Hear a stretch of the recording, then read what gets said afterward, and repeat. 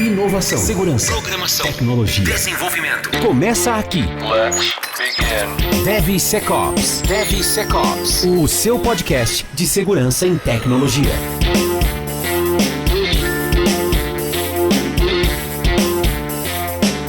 Olá pessoal, sejam muito bem-vindos ao episódio número 3 do DevSecOps Podcast, segunda temporada.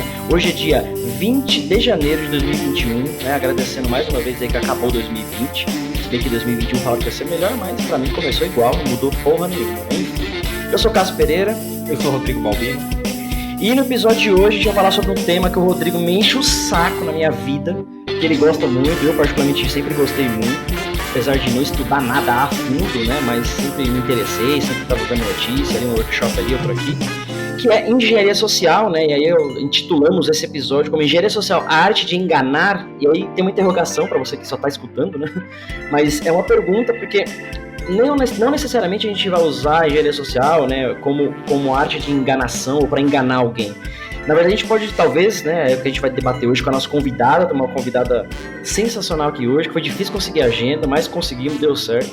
Que é para entender, né, assim, poxa, será que a gente só aplica a ataques à engenharia social, ou será que a gente consegue, de alguma forma, administrar isso do ponto de vista de defesa e segurança, e lógico, tentando trazer um pouquinho de feedback para vocês do mundo do desenvolvimento, né? Será que dá para aplicar isso para tornar os softwares mais seguros, as empresas mais seguras? A gente já sabe que tá, mas o software, né, o desenvolvimento.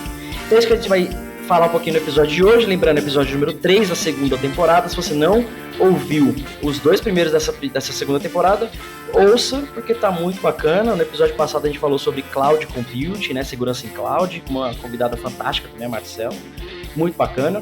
E é isso, tô aqui com a nossa convidada Marina Ciavata, me ajuda aí na pronúncia, Marina, mas seja muito bem-vinda, obrigado por aceitar o convite, fica à vontade para se apresentar pra galera. Valeu você pelo convite, pessoal. Marina Ciavata, quase que nem o pão. Boa. Mas realmente a minha família é a família do pão. Aqui o meu nome é uma derivação, né, da árvore genealógica depois de muitas gerações. Então eu não aguento mais comer esse diabo desse pão nas reuniões de família. Eu sou engenheira social.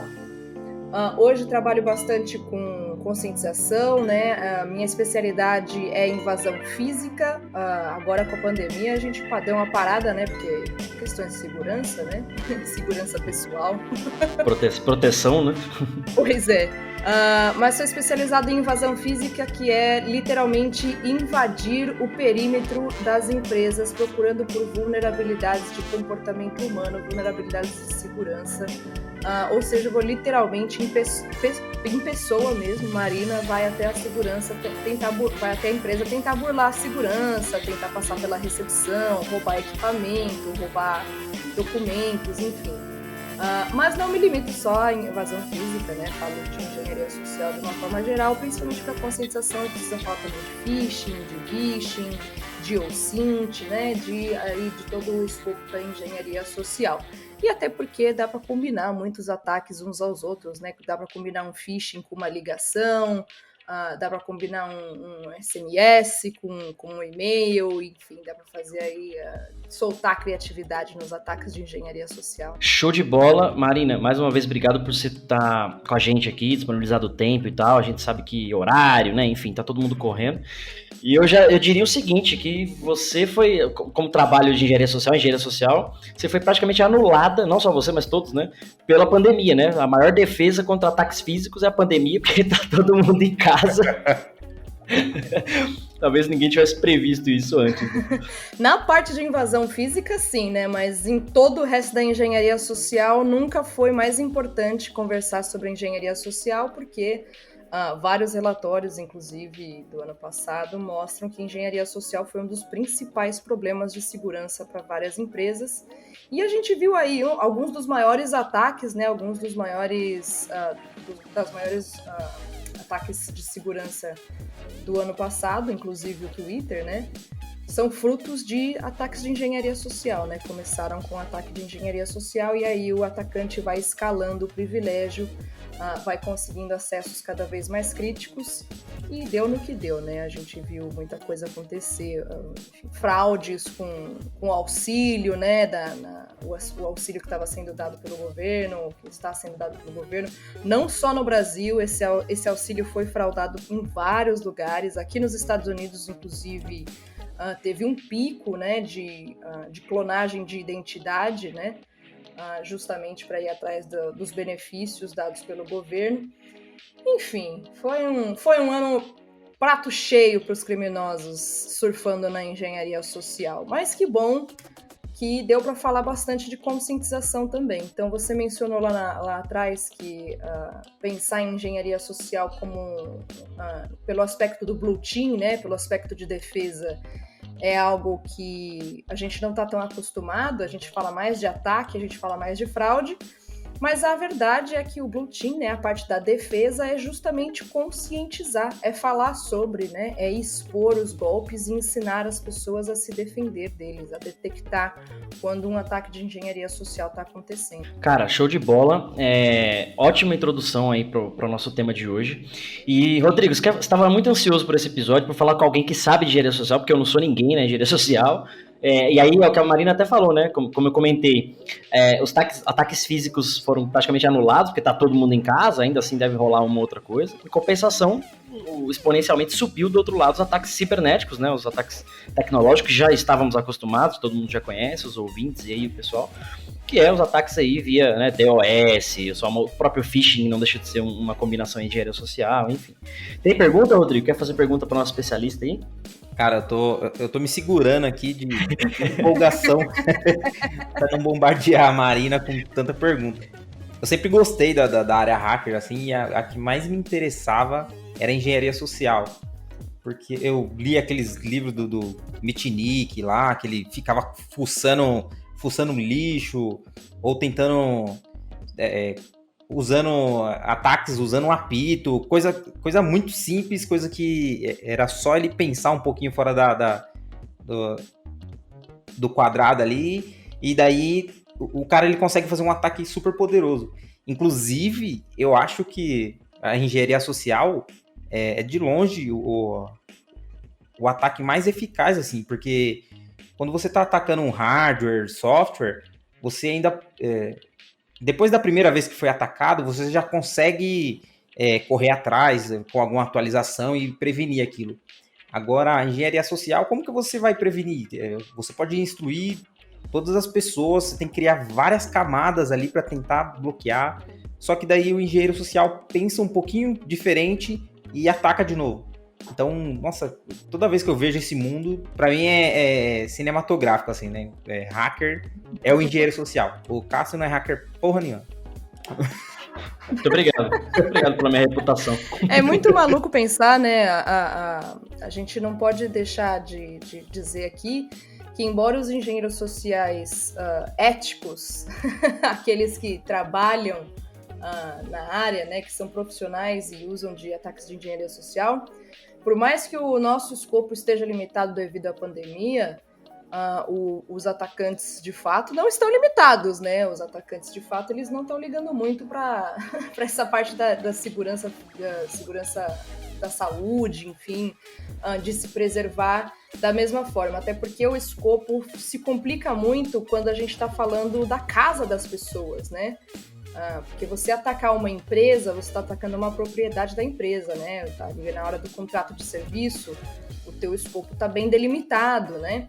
Você vai só roubar equipamentos que são de pertencimento da empresa, você vai só invadir dispositivos que são de posse da empresa e por aí vai. Quando a gente está falando da casa das pessoas, não é a mesma história, né? Fica muito mais complicado. Mas para um atacante real, para um criminoso, não é complicado coisa nenhuma, né? Nenhum golpista vai pensar duas vezes em mandar um motoboy na casa de alguém pro golpe do cartão falso, né? Da troca de cartão, ou enfim, estacionar com uma antena ali do lado e por aí vai. Nossa, você falou do motoqueiro aí.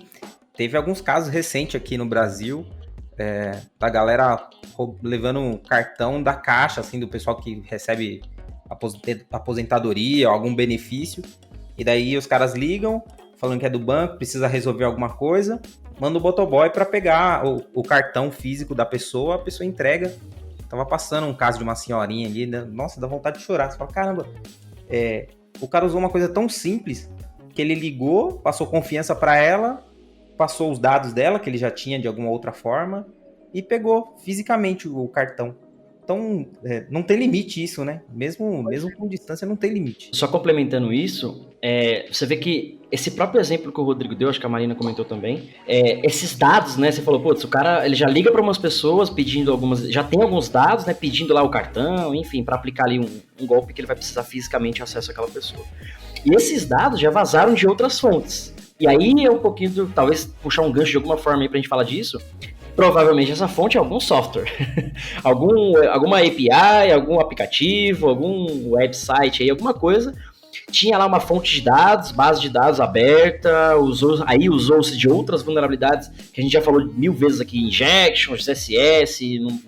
Cara, tô cansado de repetir essas vulnerabilidades, mas enfim, dessas primeiras fontes vazou-se esse volume de dados. De posse desse volume de dados, aí o que a Marina falou, o crime organizado, quem tá ali querendo fazer o mal, o cara não tem limites. Não interessa pra ele se é um idoso que vai ficar sem o benefício do mês, ou se é alguém que tem muita grana. Se é alguém que tem muita grana, talvez sejam alvos mais difíceis pra eles, né? Essas pessoas tendem a ser talvez mais instruídas, ou não, né? Não necessariamente, mas um idoso, creio eu que seja muito mais fácil, né, do ponto de vista do ataque ou da fraude, você conseguir ludibriar ali para obter uma vantagem. Mas, de novo, né, uma combinação de ataques e de problemas que essa base de dados vazou de algum lugar, ele não vai mais a Santa Efigênia comprar o CDzinho lá, o CD de base de CPFs, não tem mais. Até tem, né, mas é muito mais fácil ele da casa dele, de pantufa, fazer isso. E então esses ataques acabam sendo combinados. E aí até eu vi o vídeo da Marina, até pra quem não viu aí o perfil da Marina no Instagram, no final do episódio a gente vai colocar aqui todos os dados dela e tal. Mas tem um vídeo bacana dela que ela tá acho que numa conferência. Põe os dados dela, CPF. Não, e os dados das redes sociais, né? Isso que eu quis dizer. Põe CPF, endereço, põe tudo aí. Não é isso não, Marina. Mas tem um vídeo bacana que ela acaba conseguindo a credencial da RSA do cara, né? Aí depois vocês assistam lá, não vou ficar dando spoiler não, mas basicamente o cara tá bêbado e ela consegue lá uma credencial de um valor bem alto lá, e é bem legal. Porque aconteceu isso uma vez comigo, completamente sem querer, e eu falava, caramba, será que isso foi engenharia social ou não? Mas eu tava no metrô, e o metrô super cheio aqui em São Paulo, e eu encostado no metrô, e eu consegui ver a pessoa que tava do meu lado, uma mulher, ela tava mexendo no celular, só que a tela do celular dela era muito grande. Quase todos são hoje, né? E eu vi que ela tava... Cara, eu não pude deixar de ver que ela tava conversando no WhatsApp com uma outra amiga, e ela falou assim, eu vou chegar atrasada. Cara, errei em ter bisbilhotado a conversa? Tá, errei, mas era pra propósitos estudantis de hacking. Pronto, aí pode. Mas ela tava conversando com essa amiga, falando, eu vou chegar atrasada, e eu preciso que você acesse o meu e-mail pra mandar e-mail não sei pra quem, porque senão não vai dar tempo. E aí a pergunta da outra pessoa foi, qual o seu usuário e sua senha? E aí, 2 problemas. Ela passou o usuário e senha pelo WhatsApp, acho que era o WhatsApp na época, não me lembro, mas creio que sim. Passou o usuário e senha, e a senha dela, o usuário e a senha dela eram fracos. Então, era fácil de eu decorar. É lógico que se eu quisesse fazer um ataque, eu não ia abrir uma caderneta ali, né, e copiar e tal. Podia abrir o celular e digitar, enfim. Mas eu precisei só memorizar. Era um usuário muito simples, arroba o e-mail da empresa, e ela tava com o uniforme da empresa ainda. E a senha dela era uma senha super simples, tipo 1, 2, 3, 1, 2, 3, 4, esse tipo de senha que a gente já tá cansado de conhecer. E aí eu cheguei no escritório, aliás, foi a época que a gente trabalhou junto, Rodrigo, naquela outra empresa lá. Cheguei no escritório, acessei o site da empresa, tinha o webmail exposto, não era só na intranet. Acessei o webmail, botei lá o usuário e senha dela, logou, falei, nossa, mano. E assim, não era uma época, eu era desenvolvedor, não era uma época que eu tava dedicado à segurança nem nada. Aí eu acessei e falei, mano, fudeu, vão me pegar, vão me prender. E aí desloguei do e-mail e tal, não li nenhuma conversa, enfim, mas isso eu carreguei pra vida isso, e, tipo, em aulas, né, sempre falar com os alunos e tal, eu dava esse exemplo de falar, cara, às vezes a oportunidade faz o ladrão. Se eu sou um pouquinho mais mal intencionado ali, poderia ter vasculhado os e-mails, pego ali informação mais sensível, feito um phishing muito bem direcionado, com acesso a tudo isso de informação que ela tinha ali na conta de e-mail dela, especialmente da empresa. Era uma empresa que faz troca de pneus e tal, de uma marca grande. Então, talvez aí um pouquinho do que a Marina faz, aí você pode comentar sobre isso também, Marina, a questão da conscientização, né? Talvez se com uma parte no treinamento, e aí eu puxo também para a questão dos desenvolvedores, né? A galera, hoje, o meu trabalho principal hoje é fazer segurança em código, né, em aplicações, na parte de DevOps e tal. Então eu vejo muito disso. Muito desenvolvedor não tem noção do que tem que ser feito como segurança. Uma análise de código, um pentest que seja, um DAST na aplicação, coisas que você pode ter relatórios ali para falar, olha, a aplicação não está tão saudável assim. E aí talvez um treinamento, e aí comente sobre isso, né? Um treinamento, uma conscientização, uma campanha de phishing, igual eu posso comentar também posteriormente, que talvez teria feito essa pessoa, né, na época do metrô, falar, não, cara, não vou passar a senha por celular, ou se eu preciso muito mesmo passar, vou, né, esconder o celular, olhar aqui se não tem ninguém me observando, alguma coisa do tipo, para evitar que acontecesse, né? E aí, Marina, quais casos você já viu parecidos com isso? Quando eu vi o seu vídeo da RSA, eu falei, cara, eu fiz engenharia social sim, quase a mesma coisa, né? Lógico. Mas enfim, comente aí. Nossa, tem tanta história. Eu recebo muita pergunta, vira e mexe eu abro a caixinha de pergunta do Instagram, né? E eu sempre me arrependo, porque eu recebo muita pergunta. Boa. Mas uma das perguntas mais feitas conta, sei lá, a sua história mais perigosa de engenharia social. Conta a história mais legal de engenharia social. Conta a história que mais deu errado de engenharia social. E eu não consigo, porque esse ranking não existe, né? É tanta coisa, eu tenho tanta história, eu já vi tanta coisa acontecer, e o perigo, ele não existe um ranking do perigo, né? A vulnerabilidade é vulnerabilidade, depende do atacante saber como explorar, né? Às vezes é uma vulnerabilidade pequena na mão de um pesquisador e uma vulnerabilidade crítica na mão de um criminoso. A gente já viu muito isso, Vira e mexe a gente vê algum bug bounty sendo pago para menos ou pago para mais, porque a empresa considerou uma falha crítica reportada como não crítica, ou então a empresa recebeu um reporte de uma falha como se a falha fosse não crítica e falou, meu Deus do céu, se um criminoso pegar essa falha e fazer determinada coisa, a gente fale, né? A gente quebra. E aí aumenta o bounty. Então, assim como histórias de bug bounties, né? Engenharia social tem muito caso. É dificílimo você criar um ranking de histórias terríveis, porque meio que todas as histórias são terríveis. Eu tenho história de todo tipo que você possa imaginar. Literalmente caos, de né? Pessoas vindo até mim e me passando a senha, me falando a senha. Por extenso. sem eu pedir, o que é mais maluco. Isso não foi uma ou duas vezes, já foram várias vezes. Eu tenho muita história de bar, né, que quando a gente saía bastante para boteco, os meus amigos, eles não são da área de segurança, então sempre que alguém novo aparecia na turma, eles falavam, vai lá conversar com a Marina, que a Marina faz 2, 3 perguntas e acessa seu e-mail. Aí assim, é tiro e queda, é a pessoa sentar comigo, eu explico engenharia social, eu explico o que eu faço, eu explico o ataque, aí eu literalmente começo a aplicar exatamente o ataque que eu acabei de falar para a pessoa e ela me passa as respostas. Acho que não dá pra prestar atenção, velho. É uma construção, sabe? É um processo difícil, é um processo que leva tempo, e ele precisa acontecer, porque literalmente se você pegar na mão da pessoa e falar, pelo amor de Deus, não me passa a resposta da próxima pergunta que eu vou fazer, e faço a pergunta e a pessoa me passa a resposta, você vê, bom, é um trabalho de construção de cultura aqui, talvez na terceira, na quarta, na quinta vez, a pessoa pense 2 vezes, né? E aí, lógico, você vai construindo suas métricas, você vai construindo exemplos diferentes, ataques diferentes para ensinar as pessoas.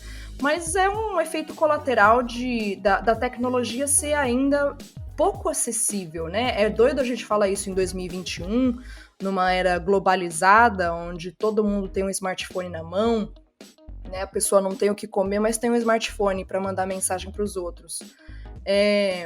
A tecnologia ainda é pouco acessível. Não o dispositivo em si, mas o conhecimento tecnológico, né? Ele não é super acessível.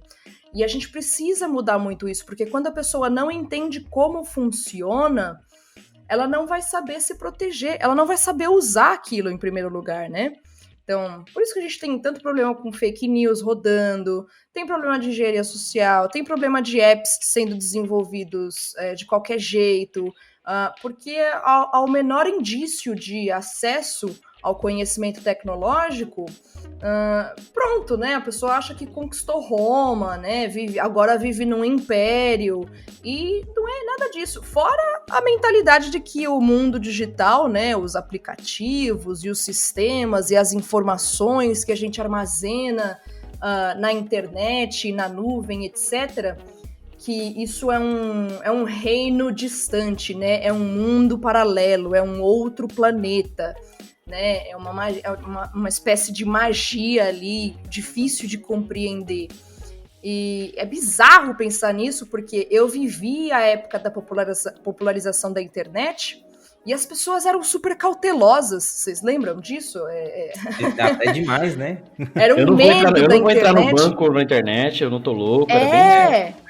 Toma cuidado com quem você tá falando online, você não sabe quem que é a pessoa do outro lado. E hoje em dia... Desligaram a chave, né? Viraram a chave. Esqueceram dessa cautela, exatamente. Hoje em dia fizeram um aplicativo que vocês tem encontros casuais, vamos chamar assim, com a pessoa que você nunca viu na vida e tá tudo bem. Já coloca pra dentro de casa. Maravilha. Um mínimo de acesso, né, à tecnologia em si já descambou completamente a coisa. E é um problema do próprio sistema que a gente vive, né? Esse sistema do capital, ele preza por aquele que tem recurso para estudar, tempo para estudar, importância. Então, diretores e gestores, a equipe de segurança vai se preocupar mais em criar políticas de acesso, em treinar, enquanto o colaborador, né, a pessoa ali da linha de frente, o bombeiro, a recepcionista, são deixados de lado. E é exatamente essas pessoas que eu vou transformar em alvos na hora do ataque. É a recepcionista, porque é ela que vai me dar acesso à empresa, né? É o bombeiro, porque o bombeiro que tem acesso às entradas de serviço. É o colaborador ali do helpdesk, porque o colaborador do helpdesk tem acesso ao sistema interno da empresa para abrir chamado, né? E é justamente essas pessoas que são negligenciadas. Porque é isso, né? Você só tem que pensar quem é que está sendo negligenciado, né? Você olha e fala, beleza, esse cara aqui, que é o diretor, ele tá se protegendo, ele tá se prevenindo de tanta coisa, e agora essa pessoa, deram atenção para ela, e daí vira um alvo super fácil, né? Super simples de atacar. Pois é, né? Não adianta nada, sei lá, treinar o CEO, apagar os rastros digitais do CEO das redes sociais. E a secretária dele? Que tem acesso a tudo, né? Uhum. Eu vejo isso acontecer direto. A empresa se fortifica, firewall aqui, infraestrutura de rede pensada para segurança ali, uns planos mirabolantes, uns softwares caríssimos, plano de detecção e etc e tal. Aí você vai ver, não tem plano de conscientização, né? Não tem... A senha é tudo 1, 2, 3, 4. Exato, não tem política de senha. As pessoas que deveriam estar sendo treinadas não são treinadas de jeito nenhum. Não adianta nada você mirar no CEO e esquecer do resto, né? E isso quando miram no CEO, né? Isso quando o CEO é protegido de fato, que às vezes nem é. Eu lembrei de um ataque do Mr. Robot, que ele usa... Ele liga pra enfermeira, eles precisam de um acesso, né, parece, e daí eles são pegos, eles estão fazendo um ataque físico, e daí eles são pegos. E na hora eles improvisam, eles ligam pra mulher que tinha pego eles, e falam, o pior aconteceu. Tipo, a única coisa que eles mandaram, que eles sabiam que tinha alguma coisa, algum familiar no hospital. E daí, assim, eles não deram informação, foi a pessoa que criou a situação com o mínimo de informação que eles tinham, assim. Nossa, eu achei aquilo ali tão incrível, assim, tão fantástico. E é maluco pensar, né, que esse ataque, ele é super antigo, assim, no nosso repertório brazuca de golpes que a gente vive escutando por aí. Não sei se vocês vão lembrar, mas era bem popular, assim, esperar a pessoa entrar no cinema, ou, enfim, lugares que não tem sinal, e aí o golpista ia lá e ligava pra família, né? Pedreiros, por exemplo, que, enfim, funcionários assim de base, né? Que precisam desligar o celular para trabalhar e tudo mais, aí vai lá o criminoso e liga para a família e dá um migué, a família não consegue contato e pronto, né? Constrói-se o pânico sem nem precisar de muito trabalho. Mexeu com o emocional, acabou, né? A pessoa não consegue raciocinar ali, não consegue tomar uma decisão e cai no golpe. Cara, esse papo tá sensacional, dá vontade de nunca mais dormir e ficar aqui falando disso eternamente, né? É da hora. Ainda mais a gente trabalha com isso, né? Vou trazer alguns pontos, né? Eu trabalhei numa empresa muito grande que o Rodrigo conhece bem. E a gente, é uma empresa que tem franquias, um sistema de lojas e tal. E a gente fez uma campanha de phishing com as lojas, com os donos das lojas, né, os franqueados, para ver, porque a empresa já tinha muita fraude, então falou, vamos fazer uma campanha de phishing, vamos ver quem cai, vamos pegar essas métricas, e aí a gente entende na defesa o que fazer, como conscientizar, né, como direcionar e tudo mais. Então, fizemos essa campanha. Eu lembro que quando disparou os e-mails, né, de phishing, simples, né? Um nível level 1, vamos dizer assim. Eu falei, cara, 90% vai clicar, 90% vai cair e tal. Eu me impressionei porque a gente teve 14% de taxa lá que cairiam no golpe, né? Se fosse um golpe real. Eu falei, cara, sensacional, né? Então quer dizer que de certo modo essa galera que eu imaginava ser menos instruída, ou ter até menos acesso e tal, não era. Conseguiram se proteger, legal. Depois nessa mesma empresa a gente fez um trabalho direcionado para alguns diretores de área comercial e para o time de TI. Teve 32% de sucesso, né? Cairiam no golpe. Apesar de ser pouco, mas um ou outro desses, se você for analisar caso a caso, já era muito crítico. Então, falei, caramba, então a galera que em teoria tem mais acesso a esse tipo de informação e tecnologia, caiu mais. Por estar menos preocupado, por achar que sabe daquilo e não sabe, então ficou essa dúvida. E aí, puxando até o gancho do que a Marina falou, né, acho que ela comentou, né, puta, a galera não tem o que comer, mas tem um celular. E aí eu sempre defendo esse ponto de falar assim, poxa, eu acho que não é a falta de acesso à informação, o próprio recurso, né, o celular, a internet, praticamente todo mundo tem hoje. Por mais remoto que seja, ou às vezes, ou mais simples que seja o celular, mas a galera tem o acesso. E eu acho que eu mesmo, né, cada vez que eu mexo no Facebook e no Twitter, eu faço uma limpeza, unfollow, deixar de seguir, de tanta coisa que assim, não é do meu interesse. Seja político, seja de futebol, seja meme, não importa. Porque se você para pra analisar, tudo que você vê o dia inteiro é isso. E aí quando você começa a filtrar, porque, pô, eu criei meu Facebook, sei lá, 2008, 2009... Você começa a seguir todo mundo, milhões de amigos, não sei o que, você não põe muito filtro, página que você sai curtindo e tal. Quando você vai olhar isso hoje, depois de 10 anos que você tá navegando, é tanta informação que você vê que não é aquilo que você quer. Então eu parei para analisar e fazendo uns filtros. Hoje eu quase não tenho ninguém falando de futebol, por exemplo, nos meus timelines, quase não tem ninguém falando de política, seja A ou B, porque não me interessa. É sempre briga, discussão, que normalmente não leva a nada, acho que tem outros fóruns para isso. Então eu acho que falta esse filtro para todo mundo, né? Tanto da galera com mais acesso ou menos acesso. Tipo, poxa, o que eu quero aprender? Eu quero ser um programador, legal. Então eu vou começar a seguir coisas que me falem de programação. Eu quero trabalhar com segurança, pô, legal. Vou começar a seguir coisas, páginas e tal, e começar a consumir esse tipo de conteúdo. E deixar o lazer e tal para um Netflix da vida, outros cenários. Porque senão a gente acaba... E cara, acho que todos nós sofremos disso, eu sofro disso, bombardeado de coisas que a gente não quer, mas que tiram nossa atenção. Por exemplo, meme. Cara, bicho, gatinho, eu adoro bicho, gatinho, cachorrinho, eu paro pra ver aí acabou, você começa a ir pro lado, é 1 bilhão, você morre ali e não entra para. no Nanny Gag e não consegue sair, você entra no Nanny Gag e você morre naquilo, porque é engraçado e o seu cérebro é ativado por aquilo, porque além de ser engraçado, é confortável, você não tem que produzir nada, não tem que pensar, você só tem que dar risada e se divertir.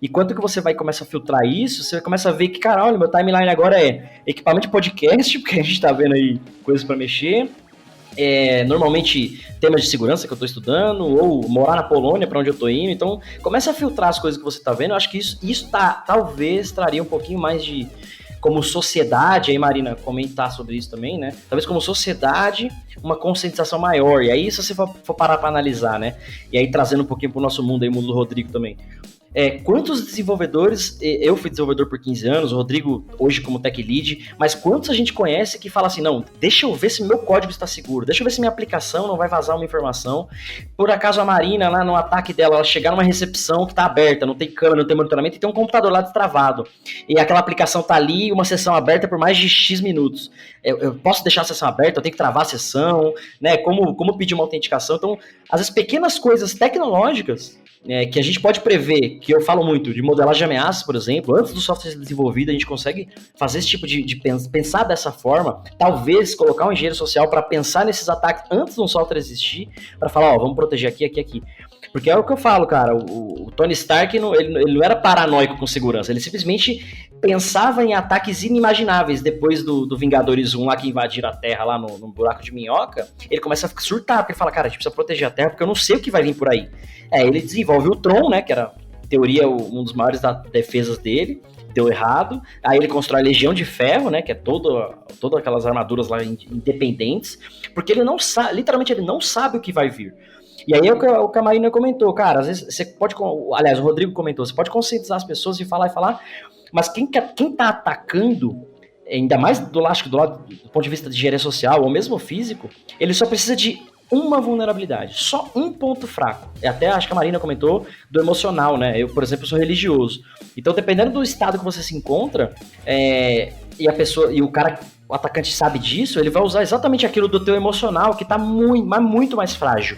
Por mais que você seja treinado quanto a isso. Por quê? Porque você é um ser humano e a emoção, de certo modo, ela é muito forte para todo mundo. Você pode ser mais treinado ou menos treinado. Então, por exemplo, né, a Marina, não sei se sabe, mas minha mãe faleceu tem um mês, agora dia 3 de dezembro. Então, talvez, se eu recebo um e-mail... obrigado, mãe. Se eu recebo um e-mail, alguma coisa relacionada a isso, a tendência de eu clicar sei lá, de 0 a 10 é 4, 5, porque eu tô mais tendencioso a clicar nisso, mesmo trabalhando com isso. Mas se é qualquer outro e-mail, clique aqui pra você tá sendo traído, né? Quer dizer, famosos phishing mais antigos. Já vai pro spam direto, já deleta direto, mas você vê que o emocional acho que pesa muito. E queria comentar um outro caso também que a gente fez nessa mesma empresa, né? A gente fez uma palestra lá, a equipe tinha que fazer palestras semanais, lá tipo meetups e tal. E eu lembro que a minha foi sobre ataque físico, porque eu dificilmente achava material, pessoas falando sobre isso, não conhecia a Marina na época e o pessoal. E aí eu falava, caramba, velho, vamos fazer aqui uma pesquisa, como é que dá pra atacar essa própria empresa. Aí a gente via que a própria recepção não tinha monitoramento, porque a câmera filmava o cara de costa, então nunca ia pegar a cara do indivíduo. Pra entrar pro elevador não tinha monitoramento, o cara podia pular a catraca, coisinhas bestas que a gente falava assim, cara, olha como é simples fazer um tipo de ataque, ou causar um problema, uma vulnerabilidade, e poucas pessoas se preocupam com isso. Aí começou essa história da conscientização, tal, que é o que a Marina falou. E aí, Marina, comenta um pouco, será que tem formas específicas de treinar pessoas específicas? E aí, por exemplo, como é que a gente treina um Rodrigo da vida? Hoje ele decide sobre a arquitetura do software da empresa. Hoje ele toma a decisão se ele vai pôr na cloud ou não. Hoje ele toma a decisão de uma linguagem, por exemplo. Se ele vai pôr um júnior, um pleno ou um sênior para trabalhar, um arquiteto, enfim. Como é que a gente treina uma pessoa? Essa galera, será que dá para fazer? Chegou a pensar nisso alguma vez? Como é que é isso? Existem vários tipos de treinamento, né? Existem desde a construção de cultura de uma forma geral dentro da empresa, que é muito importante. Assim como imunidade de massa, né? Você precisa construir uma cultura onde as pessoas se enxerguem como valores importantes numa equação de valor total da empresa, porque existe esse descolamento, né, da ideia de que todos os colaboradores são essenciais para os processos como pessoa e não só como entregas, né? Não só como valor de inteligência. O que eu estou dizendo aqui o desenvolvedor em si também é um fator muito importante da equação e não só o que ele desenvolve. Mesma coisa se aplica a absolutamente tudo, absolutamente todo mundo que está nesse processo de criação e entrega de algo, né, de funcionamento de um sistema, de um serviço, de um produto. Isso se aplica a todo mundo, né? Porque qual é a mentalidade de um engenheiro social quando ele vai realizar um ataque? Seria melhor eu gastar mais tempo e correr mais risco estudando como que eu vou invadir esse sistema sem levantar nenhuma bandeira, né, sem disparar nenhum alarme? Ou seria mais fácil eu ir atrás da pessoa que tem a chave para entrar nesse lugar, né? Seria mais fácil eu encontrar uma forma de capturar o acesso dessa pessoa, seria mais fácil eu atacar a pessoa em si e não o sistema em si. Vai muito menos tempo, vai muito menos esforço e tem muito menos risco, porque se você fizer da forma certa e não precisa de muito esforço, e der algum problema, né, der alguma coisa errada, quem vai ser culpado é a pessoa, né, e não o criminoso. como a gente já viu acontecer várias vezes aí, né? Tanto que foi do TSE, não lembro qual foi o último do TJ. Foi, TSE. Que foi o colaborador, né, que foi o culpado. Até foi uma VPN de um diretor, algo assim. Exato. Todo mundo apontou, todo mundo sabia o nome do cara, né? Todo mundo vai, coitado, nunca mais vai arranjar emprego. Mas vê lá se for analisar como é que aconteceu o ataque, né? Vê lá se foram consertar, vê lá se foram conscientizar todo mundo que estava envolvido, né? Eu fiz um ataque uma vez de invasão física e nem estava no meu escopo ir atrás de produto novo, né? E era uma empresa, assim, gigantesca, uma empresa, assim, a nível global, com sede no Brasil, e eu consegui acesso à área comum. Uma das minhas missões era roubar equipamentos e alguns documentos da área comum, e acabei caindo numa reunião de lançamento de produto com todos os códigos do produto na tela da área comum, na televisão, assim, ó. Top. E eu simplesmente sentei num puff, puxei meu celular e filmei a reunião inteira. Eu juro pra vocês, eu não disfarcei. Eu fiquei com meu celular assim, ó, na minha cara. Eu estava, obviamente, filmando o que estava acontecendo. E em momento nenhum fui questionada. E aí mandei para a equipe de segurança, né? Porque toda vez que eu faço as invasões físicas, eu vou passando as minhas atualizações pro time de segurança, que geralmente é o time que me contrata. Mandei o vídeo da reunião para a equipe de segurança e eles falaram, meu Deus do céu, a gente não sabia que estava acontecendo uma reunião de lançamento de produto, muito menos na área comum. Eu falei, pois é, né? Assim que a gente descobre o que está acontecendo na empresa, só com um invasor dentro, né? Nada como um bom ataque, né? Pois é, né? Então, você vê que a preocupação ali não era só deficitária com a segurança do produto em si, mas também com as pessoas envolvidas, né? Ninguém ali se preocupou em ir para uma sala de reunião. Ninguém ali se preocupou em olhar ao redor para ver se tinha alguém filmando, né? Ninguém ali se preocupou, porque a gente descolou já a ideia de que somos valiosos o suficiente para sermos parte do processo de proteção, né? A gente descolou a ideia de que o indivíduo é também um valor muito importante na construção de qualquer processo, né? E é por isso que engenharia social é um dos problemas mais gritantes hoje em dia. Você precisa dessa ideia de valor individual, né? Precisa dessa ideia de valor da pessoa envolvida no processo como uma criatura que precisa ser um aliado. E tanto que, né, a gente tem uma pandemia aí rolando, não é para menos, né? A gente, como nação, como raça, a gente falhou miseravelmente em conseguir contingir o vírus mortal. É a mesma lógica, é exatamente a mesma lógica. Se você não entende o valor individual, você não vai conseguir proteger o coletivo. Se você não está ensinando essas pessoas a se defenderem, elas não vão saber defender, não tem mágica, né? Não é uma fórmula complicada, não é ciência espacial.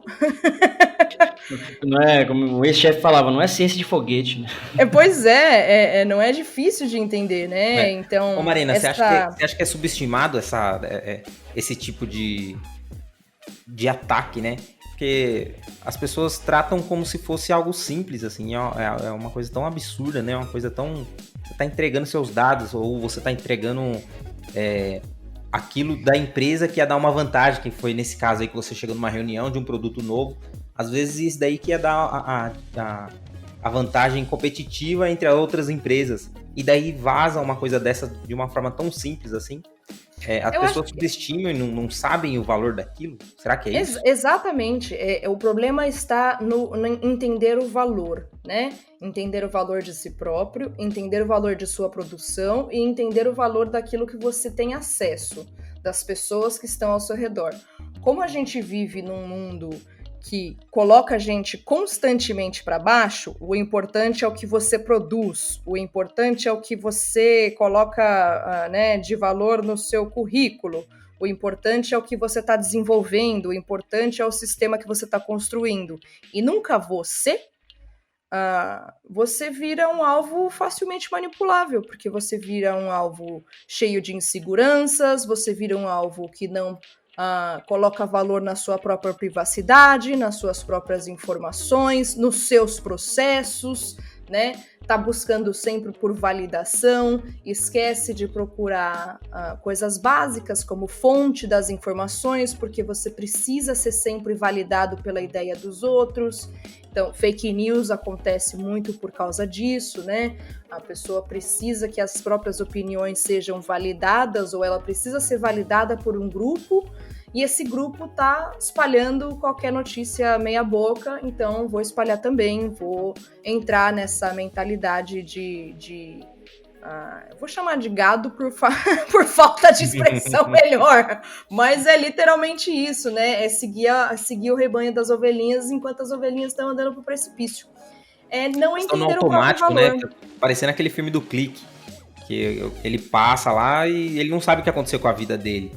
Pois é, e não é nada de novo, né? Esse processo ele não é nada de novo, assim, a humanidade sempre funcionou dessa forma e a humanidade vai continuar funcionando enquanto nós não falarmos cada vez mais, conscientizarmos cada vez mais e estruturarmos a proteção da privacidade, a proteção dos dados e a sua própria proteção como prioridades da nossa existência, né? Porque é isso.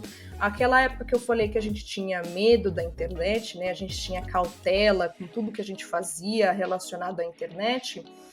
A cautela, muita gente me pergunta, nossa, Marina, mas então danou-se, né? Você me contou aqui várias histórias de terror, eu nunca vou conseguir me proteger de você. Eu vou ter que virar uma pessoa paranoica, eu vou ter que viver com medo para conseguir me proteger de você. E eu falo, não, cara, por que a gente coloca tanto peso negativo na palavra cautela?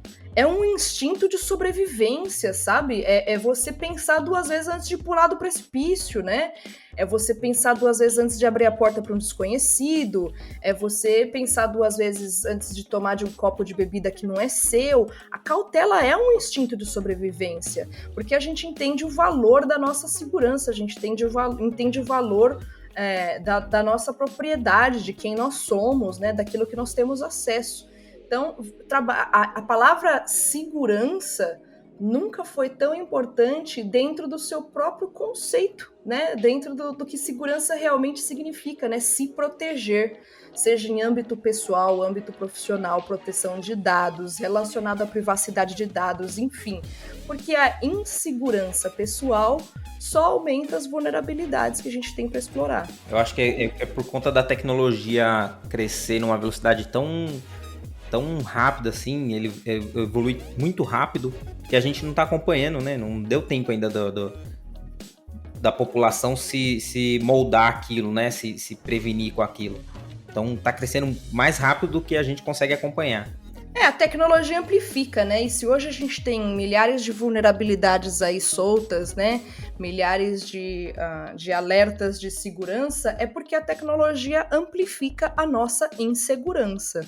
Eu acho que, complementando o que a Marina falou, e aí não sei se dá para mensurar isso, mas acho que parte das pessoas, e eu pelo menos fui assim muito mais no passado, tenho melhorado muito isso, mas acho que parte das pessoas tem aquele pensamento do, isso não vai acontecer comigo, eu nunca vou ser assaltado, eu nunca vou capotar um carro, eu nunca vou ter pedra no rim. Até você ser assaltado, que é quase que comum, pelo menos falando em termos de São Paulo, é quase que comum isso acontecer. Capotar o carro aconteceu comigo já, inclusive. Esses exemplos aí foi bem... Todos meus. A gente falou do médico no outro exemplo, né, Rodrigo? Que é complementando o que a Marina falou. Eu acho que as pessoas, além dessa galera que, tipo, poxa, como é que eu penso nisso? Como é que eu me conscientizo sobre isso? Como é que essa informação chega até mim? Eu acho que também tem esse pensamento do, isso não vai acontecer comigo. E aí, eu não sei se negligenciar seria a palavra, mas eu sou aquele cara que eu só vou no médico se tá doendo muito, se eu sei que eu vou morrer. Aí eu vou no médico. Em compensação, você tem outras pessoas que, mano, doeu a sobrancelha e o cara tá no ambulatório. Então, eu acho que seria talvez o neurótico, né, pegando uns exemplos, o outro mais desleixado. E seria que talvez, quando a gente fala de cibersegurança, né, e segurança da informação, talvez seria um equilíbrio entre esses dois, porque o que eu vejo é a galera mais Cássio no sentido medicina, né, de, pô, minha perna não caiu, eu não vou no médico. Quando começar a doer mesmo, eu não conseguir mexer, aí eu vou. Enquanto que tem outras pessoas que não. Poxa, eu tô com uma dor de cabeça há 2-3 dias, deixa eu ir ver o que é. Ou, tô com uma dor nova, que diferente, uma parte que eu nunca vi, deixa eu ir no médico cuidar logo. Nossa, uma que eu escutei muito, agora eu tô escutando um pouco menos, mas eu ainda escuto. E toda vez que eu escuto isso, eu quero enfiar minha cabeça numa parede e bater até sangrar. É quando a pessoa fala assim, mas se eu for invadido, coitado do ladrão, eu não tenho nada a ver, a pessoa não vai levar nada, vai ficar até com pena, vai até deixar um dinheiro na minha conta. Eu escutava muito isso. Mas eu não tenho nada pra esconder. Quem não deve, não teme. Nossa senhora, quando eu escuto isso, eu tenho vontade até o cara usar seus dados e comprar uma casa. Aí eu viro pra pessoa e falo assim, é mesmo? Então faz o seguinte, me dá seu celular desbloqueado na minha mão. Tem um bom exemplo, Marina, serviu esse exemplo pra gente mencionar um amigo nosso aqui, o Rodrigo vai lembrar, o famoso Rafael Carvalho, mais conhecido como Presuntinho ou Teta. Ele é um dos nossos amigos pessoais que ele fala assim, tá tudo bem, pode pegar meus dados aí, pode usar, vamos fazer o que com meus dados? Ele tem essa mentalidade. Tudo bem pra ele, até pegar os dados dele e fazer alguma coisa que vai causar um dano muito grande assim pra ele, né? Seja financeiro ou qualquer outra forma. Pois é a mesma coisa, muita gente me pergunta se eu ameaço as pessoas nas invasões físicas, se eu vou vestida de chefe e ameaço demitir as pessoas, se eu vou vestida de diretora e falo de que as pessoas vão perder emprego se eu não conseguir isso e aquilo. Eu fiquei imaginando você indo vestido de Trinity, toda de preta, com foco. Sensacional, com uma metralhadora na mão. É porque existe essa pira, né, de que o criminoso, o ladrão, ele vai entrar segurando 2 pistolas, com capuz na cara, gritando todo mundo pro chão, me passa o dinheiro. E não é assim que acontece. O ladrão burro, provavelmente, ou então o ladrão rico, né, que tem dinheiro para sair da cadeia. Mas o criminoso não vai entrar gritando pela porta com 2 armas na mão. O criminoso vai esperar você olhar para outro lado. O criminoso vai trazer uma flor para recepcionista. O criminoso vai ser uma ameaça interna, vai ser alguém contratado, né? Enfim,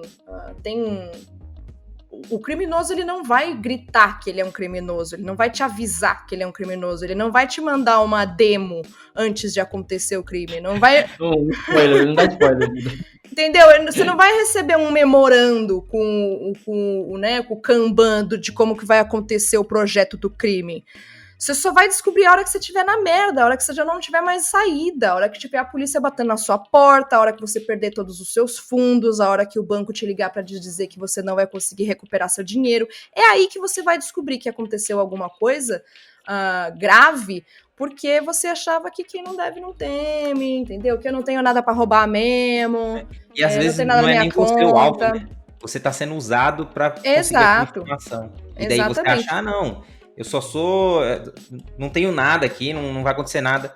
E daí os caras acessam sua conta, acessam seus logins, suas permissões ali dentro da empresa e conseguem escalar ali. E você foi né? Ali, né? Os vazamentos que teve, o ataque do Twitter, dos Ministérios da Vida do Brasil, enfim, a pancada de ataques que a gente teve aí do meio pro final de 2020.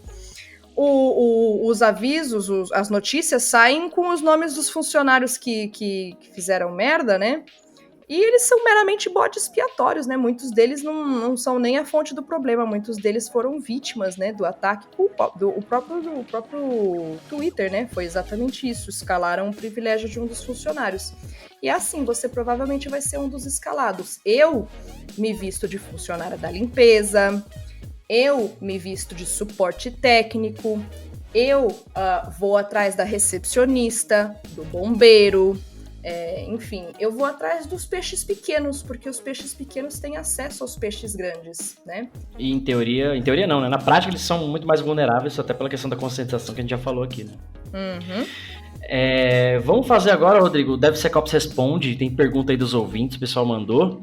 Tem uma pergunta aqui que eu tava caçando uma pergunta relacionada ao tema do episódio, pra gente não fazer uma pergunta aleatória, e acho que é Pedro, pelo que parece aqui a hashtag dele, o arroba dele, ele tá perguntando o seguinte, tem faculdade, aliás, ele mandou a pergunta, né, não é ao vivo, né, caralho, mas ele mandou assim, tem faculdade de engenharia social, acho que, né, tem curso superior, alguma coisa focada somente a isso? Eu, particularmente, nunca vi.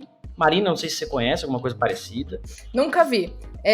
O que eu já vi de mais próximo é faculdade de cibersegurança e às vezes na aula o assunto aparece. Mas não é nenhuma disciplina, né? Não é uma disciplina. Tipo, sei lá, gestão de segurança. Então, lembra que às vezes você tem que tomar cuidado com engenharia social. E é isso, morreu. E olha só, a gente tá falando, eu já dei aula em faculdades, em pós-graduação na área de segurança, e olha só, talvez a própria educação esteja falhando na conscientização, porque se a gente não forma os profissionais que vão trabalhar com segurança da informação, que deveriam ter um pouco mais, né, de conhecimento sobre isso, não tem nenhuma disciplina dedicada a isso, nem 40, 20 horas ali para entender os tipos de ataque, por exemplo. Né? Mas se você for parar a pensar, cara, a engenharia social como disciplina, como matéria acadêmica, enfim, ela é muito, muito, muito recente. Cara, só agora o Chris Hedneg, que é um dos pais da engenharia social, que tem, sei lá, uns 10 livros publicados, aclamados, etc., só agora ele é um dos primeiros professores, se não o primeiro professor engenheiro social dentro de uma universidade americana. E olha o reconhecimento do cara, olha o nível, né, de importância que ele tem no mercado. O Mitnick, por exemplo, teve, né, rodou, foi pra cadeia, passou um tempo servindo, né, enfim. E hoje tem uma empresa, hoje é um milionário, né, mas também não é um dos milionários mais conhecidos do mundo. A engenharia social ainda é muito recente, né, como estudo, como plataforma acadêmica. Para os desavisados que estão por aí, vou fazer um momentinho jabá, eu vou lançar um cursinho bem básico de engenharia social, assim, beabá, 101, o que você precisa saber sobre engenharia social. Baratinho, enfim, me sigam no Instagram para saber, mas é literalmente assim, social engineering for dummies, assim, engenharia social para quem nunca relou num livro. Eu vi tinha um site, não sei se tá no ar ainda, lá quando eu comecei a aprender desenvolvimento, que era Code for Babies. E aí eram uns HTML gigantes, um livrinho como se fosse para bebezinho mesmo, de 1 a 2 anos, assim. Era muito legal, porque, tipo, cara, você entendia onde fecha a tag, abre a tag, coisa que eu vejo o sênior errando ainda hoje, né, que dá um tapa na cara com um remo. Mas, assim, talvez seja isso, um pouquinho do que você quer falar do seu curso aí, né, Marina? Um engenharia social para dummies, né? Pois é, tá precisando. O pessoal tá me fazendo umas perguntas. Mas como é que eu vou entrar no mercado? Quais são as empresas que eu posso trabalhar com engenharia social? Essa pergunta eu tenho vontade de explodir. Quais as empresas que eu vou trabalhar com engenharia social? Fala, meu filho, essa é a mesma pergunta que é a mesma coisa que você veio me perguntar. Como é que eu consigo trabalhar com medicina? Eu sei lá, Thiago, o que você quer fazer? Você quer aplicar anestesia? Você quer virar cirurgião? Você quer ser dentista? Sei lá, bicho, medicina é enorme. Engenharia social é a mesma coisa. Segurança, então, nem se fala. Um dos desafios da área acadêmica, educacional, e aí, como professor, eu posso dizer, talvez seja, não sei se é a geração, enfim, alguma coisa nessa galera, eles querem o peixe cozido, assado já, só pra você pôr na boquinha pra ele mastigar. Ele não quer aprender a pescar, ele não quer saber onde é o peixe de água doce, água salgada, ele não quer saber a vara, a linha, sei lá o que, a isca. Eles querem o resultado muito mais rápido do que entender como faz o processo, como é que você constrói aquilo. Então, talvez essas perguntas venham dessa geração, dessa galera. Assim. A pessoa não tem nem senha forte, tá me perguntando como é que vai trabalhar com engenharia social.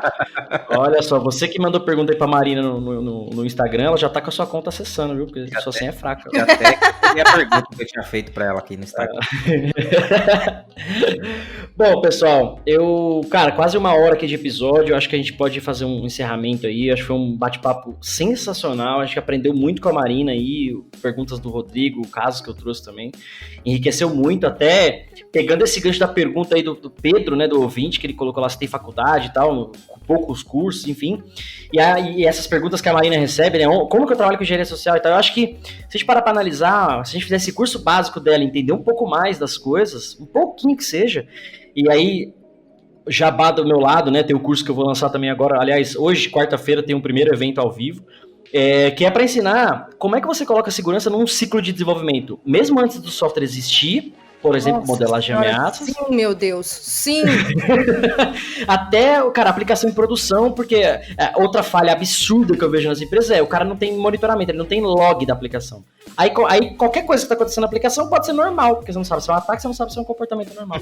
Então, assim, acho que essa pergunta que a Marina falou, a galera colocou lá, onde eu trabalho com engenharia social? Cara, se fizer a modelagem de ameaça da sua aplicação, onde pode acontecer problema, o que pode acontecer, eu acho que você usar a engenharia social e fundamentos da engenharia social vão te ajudar nessa modelagem para tornar ela mais rica, para você definir os requisitos de segurança que precisam para aquele software, para aquela aplicação, ou para aquele até processo, né? Por que não? Para aquelas pessoas envolvidas naquele software, seja um back-office, alguma coisa do tipo. E eu acho que esse trabalho que a Marina vem fazendo, todo o grupo lá, e aí, Marina, fala um pouquinho do grupo, da galera que você está envolvida lá, HC Labs e tudo mais, mas acho que o trabalho que essa galera faz, o trabalho que eu tenho feito, o Rodrigo aqui também, o podcast já é isso, o curso, enfim, é tentar, de alguma forma, levar informação de qualidade com a nossa base de experiência para tentar ajudar e tentar tornar, eu acho que a sociedade mais segura, porque se as pessoas em empresas estão mais preocupadas com engenharia social, elas vão cair menos em golpes, serão menos prejuízos, seja lá qual for. Pode causar um ataque físico que a Marina colocou, por exemplo, dependendo do cenário, é um ataque para matar alguém.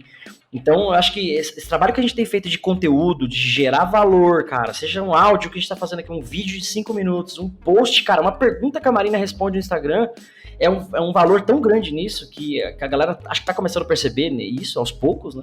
E fez toda a diferença. Eu acho que o episódio de hoje foi fantástico. Obrigado, Marina, mais uma vez. Faça aí seu encerramento, bota o teu Instagram, CPF, endereço, o que você quiser para divulgar pra galera. Fala do grupo, enfim. Tamo junto e obrigado mais uma vez. Obrigada, pessoal. Bom, a gente brinca aqui, mas gerar conteúdo é muito importante, né? A gente aprende na comunidade de hacking que o que a comunidade te dá, você precisa saber devolver, né? E segurança também é muito assim, né? Eu acho que a gente vive num mundo tão entupido de informação que, sabe, uma ajuda a mais que a gente consiga, uma mastigada a mais no conteúdo, disponibilizar alguma coisa gratuita faz a diferença, né? Eu brinco muito com os meus seguidores, tentem explicar segurança para sua avó, para sua mãe, para o seu pai, para as crianças, para os teus sobrinhos, para os teus filhos. Levem a segurança como retornem a segurança, né, para o cotidiano das pessoas. Então, eu tenho vários projetos que, enfim, fazem isso, né, que compartilham conteúdo, não importa o seu nível de conhecimento. Então, para a galera mais técnica, tem o podcast do Hackers Brasil, que a gente fala com personalidades do mundo de hacking BR, que, enfim, construíram a história do hacking no Brasil. Uma galera bem, bem parruda. Se você não é tão técnico assim, mas gostaria de ser ou gosta de acompanhar, enfim, quer aprender, se você já ouviu falar sobre CTF, e mesmo que não tenha ouvido, eu sou host, né, sou apresentadora do UHC, Ultimate Hacking Championship, que é um CTF que vai ao vivo na Twitch toda semana. Tem o UHC Labs também, que ensina né, o passo a passo ali das máquinas, dos desafios, ensina como que joga o CTF, né, e por conseguinte ensina os desafios técnicos, né, o processo de desafio técnico. Eu sou staff do Defcon Groups de São Paulo e a gente está abrindo um Discord novo, a gente está conectando comunidades de hacking do mundo inteiro e o conteúdo vai ser muito voltado para iniciantes, sejam técnicos, sejam não técnicos. Defcon, para quem não sabe, é a maior conferência de hacking do mundo, então os Defcon Groups são grupos locais ao redor do globo, né, que tem bastante contato com a galera da Defcon, enfim, a gente está criando essa comunidade. Caramba, que mais? Sei lá, eu faço tanta coisa. Vai lá no meu vai lá no meu Instagram, @MarinaCiavata, Ciavata é com C e 2 T's. Eu posto muito conteúdo gratuito, eu vivo fazendo palestra gratuita, aparecendo em palestra de faculdade, em podcast, em live, contando história, enfim, compartilhando o livro, vai ter o curso daqui a pouco, enfim. Tem conteúdo pra caramba, então, se você quer se enfiar nessa área. Também tem várias recomendações, enfim, eu sou amiga de várias pessoas da comunidade. Se você gosta de hardware hacking, se você gosta de web hacking, enfim, tem para todos os gostos. Dá um alô lá que a gente se conversa. A Marina faz hacking com um tempo. Pra conseguir fazer tudo isso, né, cara? Foda, viu? Vou te falar, bem foda. Bom, galera, vocês estão ouvindo aí, ó, tem conteúdo aqui não falta. Eu acompanho a Marina há um tempo lá no Instagram, além da galera lá, conheço uma galera que vão gravar aqui com a gente também no DevSecOps Podcast. É lógico, né? Eu sempre vou puxar a sardinha do lado do software, eu brinco muito que segurança é responsabilidade de todos. Brinco não, né? Segurança é responsabilidade de todo mundo, seja você o cara que desenvolveu o código, que você criou o bug e a vulnerabilidade, a culpa não é sua, mas talvez você foi instruído daquele jeito, não te analisaram direito, não testaram direito. Faltou uma modelagem que a gente conversou aqui agora que, poxa, daria pra fazer com engenharia social, né, pensando um pouco antes. Então acho que cada um aí na sociedade, essa galera envolvida em comunidade, cara, ela falou tudo, né, desde a época de desenvolvimento, acho que todo dia tentava buscar alguma coisa num fórum para responder algum problema meu e criei um blog uma época para tentar devolver isso para a comunidade de volta. Poxa, eu tô com um problema aqui que ninguém resolveu talvez, ou não achei a solução, consegui criar a solução e tá aqui o resultado, gratuito, lógico. Comunidade é uma coisa muito forte, eu senti isso mais ainda quando eu migrei para a área de segurança. Na área de desenvolvimento tinha muito, mas não sei se na segurança tem também, mas ainda não percebi, mas muita panela e tal. Então, acho que devolver, compartilhar o conhecimento torna a sociedade... faz a sociedade evoluir, né? Eu não posso guardar o conhecimento para mim, ou a Marina, ou o Balbino. Enfim, acho que fica aí um recado para todos que ouviram o episódio de hoje. Eu sou Cássio Pereira. Eu sou o Rodrigo Balbino. E nossa convidada Marina Ciavata. Gente, episódio 3 da segunda temporada. Curtam, esse episódio foi fantástico. Eu queria gravar mais 52 horas aqui sem parar, mas temos que acabar porque tá tarde. Enfim, é isso. Muito obrigado a todos. Lá no YouTube vai estar a descrição dos perfis aí que a Marina falou, dos projetos e tal. Vou colocar tudo lá no YouTube. Se você estiver ouvindo em outra plataforma, corre lá para você ver os links. E é isso, episódio 3. Cássio Pereira, Rodrigo e Marina, muito obrigado. Valeu. Boa. Valeu! Termina aqui DevSecOps, o seu podcast de segurança em tecnologia.